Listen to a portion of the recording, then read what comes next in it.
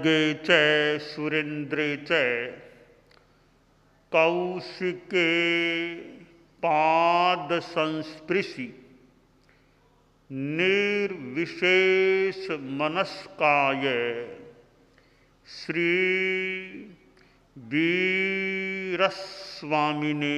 नमः। आर्हत वाङ्मय में कहा गया है, जाजा वच्चई रयणी नशा पड़ी नियत्तई धम्मम तु कुण मानस्य सफला जंतिराइयो। जाजा बच्चई रयणी न सा पड़ी नियत्तई अहम्मम कुण मानस्य अफला जंतिराइयो। आश्रय। समय गतिमान है। आदमी तो बीच में विश्राम भी ले लेता है।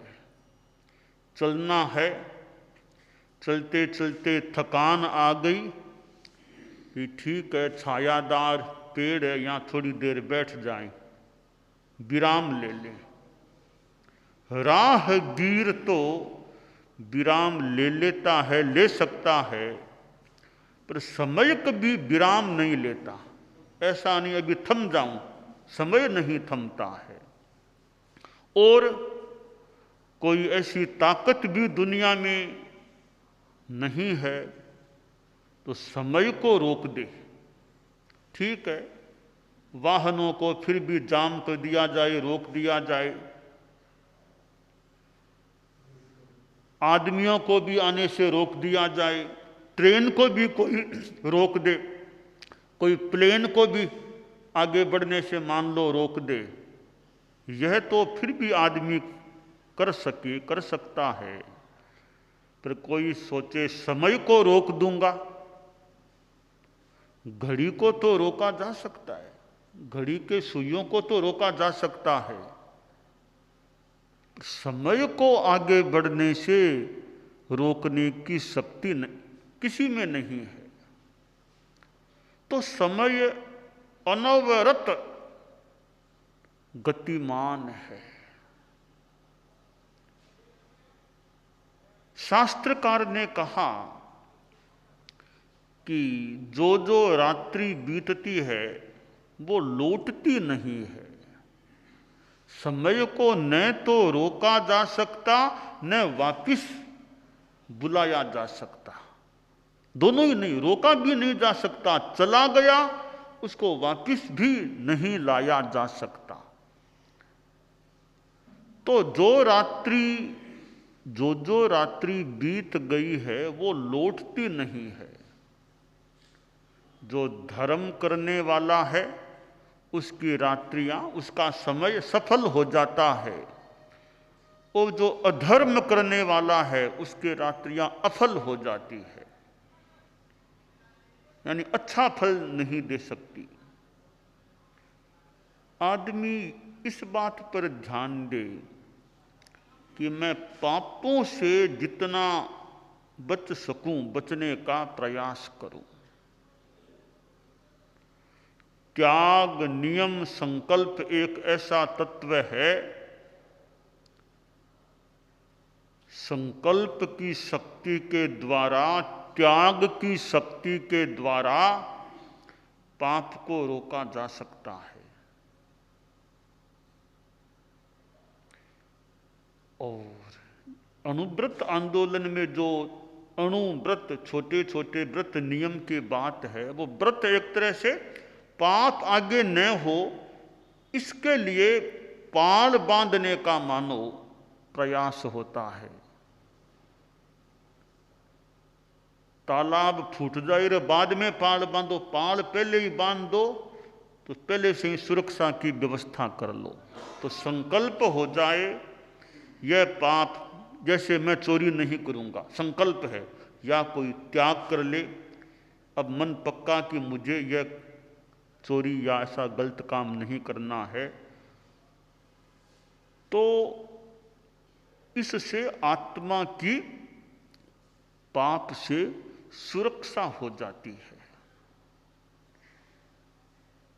गृहस्थ जीवन में मान लें महाव्रत जैसे बड़े नियम संभव नहीं, तो भी जितने नियम लिए जा सकें छोटे छोटे, जैसे जैन धर्म में 12 व्रत हैं श्रावकों के, उनको स्वीकार कर ले कोई। फिर आगे सुमंगल साधना है और ज़्यादा सघन साधना है गार्हस्थ जीवन की। सुमंगल साधना में हिंसा झूठ आदि आदि से बचने की उच्च स्तर की साधना है। श्रावक संदेशिका में भी उसको देखा जा सकता है। तो त्याग, संयम, नियम करके पापों से अपनी आत्मा को बचाना, समय को सार्थक बनाने के लिए, खराब न होने देने के लिए, कि मेरे लिए समय खराब न हो, तो अपने आप को पापों से बचाने का और संवर करने का, आश्रव को रोकने का यानी संवर का अभ्यास करना चाहिए। संवर की साधना सम्यक्त्व है, फिर जो त्याग होता है वो तो संवर हो जाता है। सम्यक्त्व के बाद जो त्याग नियम है, विरति है, वो संवर हो जाती है। देश विरति, आंशिक त्याग है तो देश विरति, सर्वथा सावध्य योगों का त्याग हो गया तो सर्व विरति हो जाती है। बच्चों में भी कुछ ऐसे नियम संकल्प आ जाएं तो बच्चों का जीवन भी, जब तक उनमें संकल्प शक्ति वो अच्छे रूप में रहती है, जीवन उस संदर्भ में अच्छा रह सकता है। विद्यालयों में बच्चे पढ़ते हैं, उन्हें पुस्तकीय ज्ञान यानी ये विभिन्न विषयों का ज्ञान मिलता है।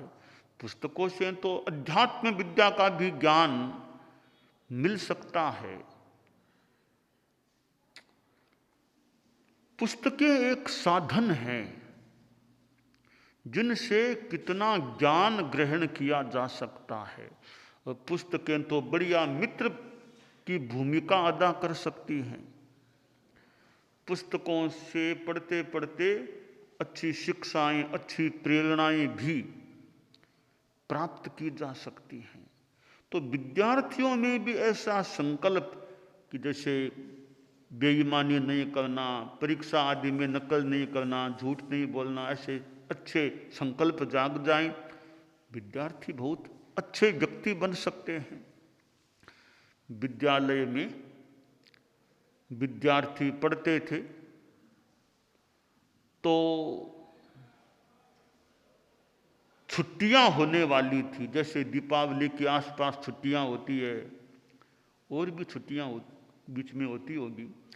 तो एक कक्षा में मास्टर साहब ने कहा कि देखो अब कुछ कई दिनों की छुट्टियां होने वाली है, तो होमवर्क दे रहा हूं, तो छुट्टियों का थोड़ा उपयोग करना, ये काम घर में गृह कार्य करके आगे जब आओगे ना छुट्टियां पूरी होने के बाद, तब मैं कॉपियां देखूंगा।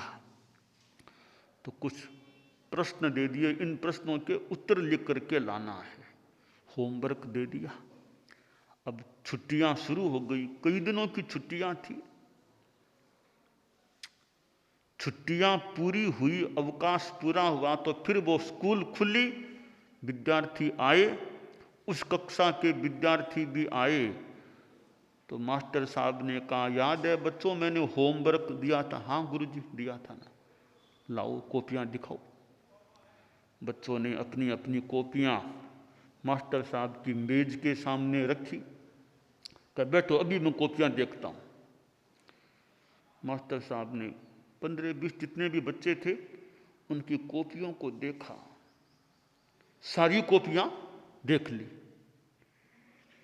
एक कॉपी ऐसी थी जिसमें सारे उत्तर बिल्कुल ठीक लिखे हुए, और किसी भी कॉपी में सारे उत्तर ठीक नहीं थे। किसी में एक ठीक नहीं था, किसी में 2 ठीक नहीं, यानी पूरे ठीक हों उत्तर, ऐसी कॉपी एक ही थी। तो मास्टर साहब ने कॉपी पर विद्यार्थी का नाम देखा और उसका नाम पुकारा कि विद्यार्थी, अमुक विद्यार्थी खड़े हो जाओ। कि सारे विद्यार्थियों में केवल इस विद्यार्थी ने सारे प्रश्नों के सारे उत्तर बिल्कुल सही लिखे हैं, मैं इसको पुरस्कार दूंगा। तो एक ही बच्चा ऐसा निकला, सारे उत्तर सही जिसकी कॉपी में है, इसको पुरस्कार दूंगा मैं। पुरस्कार की घोषणा हुई, वो विद्यार्थी जिसके लिए पुरस्कार की घोषणा हुई, आंखों में आंसू आने लग गए। मास्टर जी बोले, रे तुम क्या समझे, पुरस्कार देने की घोषणा की है, न कि पनिशमेंट देने की घोषणा की है, तो रो क्यों रहे हो, रोते क्यों हो, तो खुशी की बात है, तुम्हें प्राइज मिलेगा, पुरस्कार मिलेगा। फिर भी उसके आंसू थमते नहीं, आंसू आ रहे हैं। शिक्षक ने उसको निकट बुलाया, सहलाते हुए कहा, अरे क्यों रोते हो, तुम्हें पुरस्कार दिया जाने वाला है, रोते क्यों हो। तब लड़का बोला कि मास्टर साहब, आपने मेरे लिए पुरस्कार की घोषणा की है, आपको यह विश्वास है कि सारे उत्तर मैंने लिखे या सही लिखे हैं, मेरे दिमाग से सही लिखे, ये आप सोच रहे होंगे, पर महोदय थोड़ा सा अंतर है। इन प्रश्नों में से बाकी सारे प्रश्नों के उत्तर मेरे दिमाग से मैंने लिखे, एक सवाल का उत्तर मुझे नहीं आ रहा था, मेरे पिताजी ने उसका उत्तर मुझे बताया, फिर मैंने उसको लिखा। तो एक प्रश्न का उत्तर मेरे दिमाग का नहीं है, बाकी सारे मेरे दिमाग के उत्तर हैं, एक का उत्तर मेरे दिमाग का नहीं है, वो पिताजी ने बताया तब मैंने वो लिखा था। तो मैं आपके पुरस्कार के काबिल कैसे, सारे तो उत्तर मेरे द्वारा मेरे दिमाग के उपज के नहीं है ना। मास्टर जी का हृदय अत्यंत प्रसन्न हो गया भीतर से। ऐसा भी विद्यार्थी मेरी कक्षा में है, जिस कक्षा का मैं कक्षाध्यापक हूं, उस कक्षा में ऐसा विद्यार्थी है तो स्वयं चलाकर अपनी कमजोरी की बात बता रहा है कि एक सवाल का जवाब मेरे दिमाग का नहीं है। ऐसा इतनी ईमानदारी, चलाकर अपनी पूछने पर बता दे तो भी अच्छी बात है। मैंने तो कुछ पूछा ही नहीं कि किसने उत्तर बताए, किसने लिखे, खुद इसने कहा कि एक सवाल का उत्तर मेरे दिमाग का नहीं है। तो मास्टर जी ने कहा कि पुरुष, फिर बच्चों के बीच में कहा, देखो तुम्हारा साथी है ये, कितनी ईमानदारी है इसमें। मैं इसे जो पुरस्कार देने वाला था अब डबल पुरस्कार दूंगा इसको। एक तरफ तो इसकी इतनी बुद्धिमत्ता, प्रतिभाशालिता, और दूसरी बात ईमानदारी। खैर, घटना का पूर्ण रूप जो भी हो, बात का पूर्ण रूप जो भी हो, सारांश यह है कि बच्चे में एक तरफ बुद्धि भी थी, साथ में वो एक ईमानदारी कि अपनी कमजोरी क्यों नहीं बताऊं, मैं पूर्ण योग्य नहीं हूं, फिर मैं क्यों पुरस्कार ग्रहण करूं। ऐसे बच्चे होते हैं तो मानो कोई उस समुदाय का, मानो एक भाग्य कह दो, कुछ भी कह दो। मुझे हमारे धर्मसंघ की बात याद आ गई। हमारे श्रीमद दयाचार्य चतुर्थ आचार्य थे, पाली में वे एक समूह में थे, संतों के समूह में थे। श्रीमद दयाचार्य को करीब 12 वर्षों तक मुनिश्री हेमराज जी स्वामी के साथ रहने का संभवतः मौका मिला। हेमराज जी स्वामी जैसे ज्ञानी अच्छे संत, उनके साथ उनको सहवर्ती के रूप में रहने का मौका मिला। तो पाली की घटना, कोई जहाँ प्रवास था वहाँ कोई सामने सी कोई नाटक हो रहा था, लोग दर्शक के रूप में वहाँ थे। मुनि श्री जीतमल जी, बहुत ज़्यादा उम्र नहीं थी, अपनी जगह थे, कोई लेखन काम में लगे हुए थे, उधर नाटक हो रहा था। नाटक के दर्शकों में वहां जो लोग थे, एक वृद्ध आदमी था, उसने सोचा ये तेरापंथियों के साधु छोटे संत हैं, अगर ये नाटक को देख लेंगे ना तो मुझे निंदा करने का मसाला मिल जाएगा कि तेरापंथी साधु नाटक देख रहा था। तो उसका ध्यान था कि ध्यान रखूं कब ये बच्चा छोटा साधु नाटक को देखने लगे और मुझे मसाला मिल जाए तेरापंथ की निंदा का। नाटक पूर्ण हुआ, पर जैसा इतिहास जैसा बताता है, मुनि जीतमल जी ने नाटक को नहीं देखा, नाटक का काम पूरा हो गया। फिर वे वृद्ध आदमी लोगों से बोला, अरे कि देखो ये तेरापंथ का साधु है, इतनी देर नाटक चला, मैं ध्यान रख रहा था कि यह नाटक को देखता है या नहीं। इस साधु ने तो सामने से ही नाटक था, देख आंख उठा, नाटक को नहीं देखा। तो आज मैं कह सकता हूं कि जिस धर्म संघ के छोटे साधु इतने सजग जागरूक हैं, इस संघ की 100 वर्षों की नींव तो लग गई है। मैं बात का सारांश बताने का प्रयास कर रहा हूं।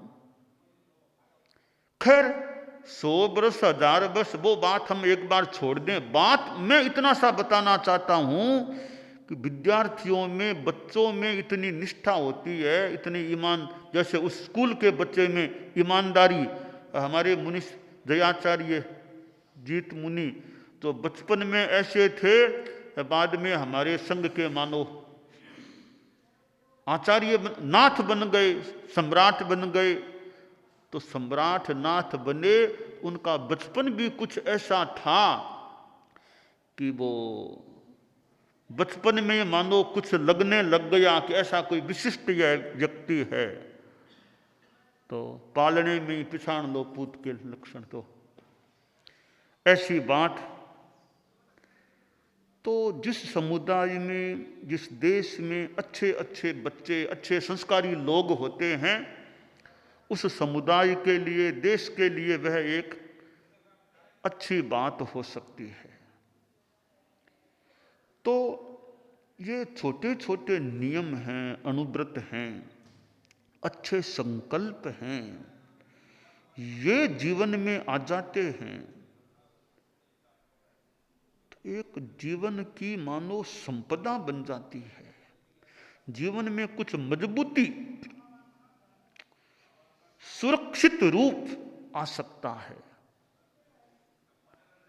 आदमी निष्ठा से श्रम करे, आत्मविश्वास कि मैंने ठीक किया तो ठीक ही किया हो।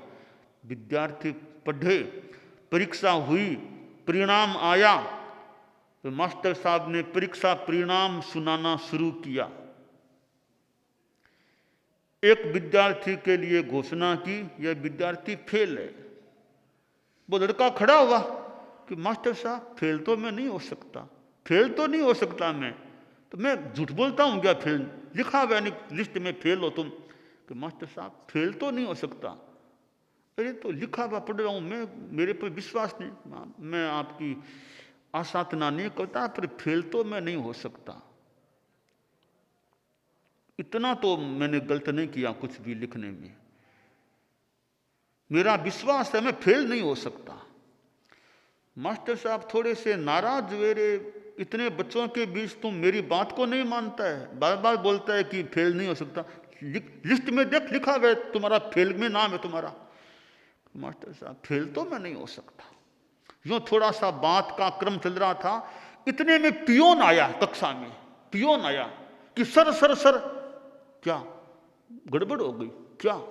कि जो लिस्ट आपके हाथ में है वो तो गलत लिस्ट है, फाइनल लिस्ट यह है, सही लिस्ट यह, इसको देखकर आप परिणाम सुनाइए। वो फाइनल लिस्ट हाथ में ली मास्टर साहब ने, तो पास होने वालों में सर्वाधिक अंकों वालों में पहला नाम उस विद्यार्थी का था जो बेचारा कह रहा था कि मैं फेल तो नहीं हो सकता। सबसे ज्यादा अंक पाने वाला वही विद्यार्थी था। और बताया गया है यह विद्यार्थी आगे जाकर भारत का प्रथम राष्ट्रपति राजेंद्र प्रसाद बाबूजी बने थे। उनका विद्यार्थी काल का राजेंद्र नाम का बच्चा, उसने कहा कि फेल तो नहीं हो सकता। खैर मूल बात का भाव है कि सही निष्ठा से श्रम किया है, सही आत्मविश्वास। तो सही आत्मविश्वास का आधार क्या? सही काम किया हो तो सही आत्मविश्वास साधार हो सकता है। आचार्य तुलसी ने जो अनुव्रत की बात कही, आचार्य महाप्रज्ञ जी ने यह प्रेक्षा, ध्यान, जीवन विज्ञान की बातें वे बताते थे।